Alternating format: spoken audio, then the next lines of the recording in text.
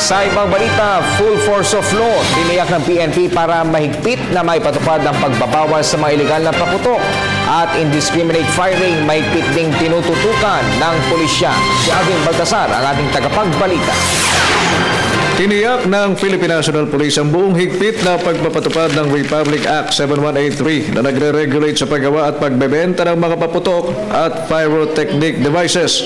Ito ayon sa PNP ang magsisilbi nilang partisipasyon sa iwas paputok na inilunsad ng pamahalaan sa gitna ng pagsisikap na walang masaktan lalo na sa paghihiwalay ng taon. Babala ng pulisya, lubhang peligroso ang mga paputok na naglalaman ng pulburang higit sa 0.2 grams o higit sa 1/3 teaspoon. We discourage our citizens from buying these dangerous firecrackers. We have laws that prohibit this, and the full face of the law will be applied to violators. Bukod sa mga dati ng malalakas na paputok na kilalang notoryo sa bagsik gaya ng Piccolo at Papap, ilang mga bagong pangalan din ng paputok ang nagsisilitawan ngayon. Kagaya halimbawa ng Goodbye Philippines, idinugtong na rin ang generic name na mga nasa third sex bilang isa sa matitindi ngayong paputok. Meron tayo ditong Goodbye Philippines or Crying Bading. Kadalasan, itong Goodbye Philippines or Crying Bading ay naglalaman ng net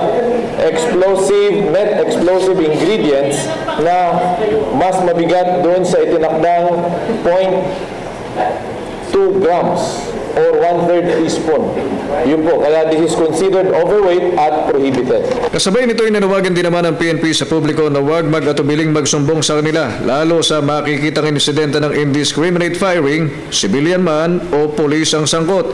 Maaaring ipagbigay alam ang sumbong na may kaugnayan sa mga ipinagbabawal na paputok at indiscriminate firing sa PNP hotline na 0917-847-5757 o sa Twitter account na @PNP Hotline.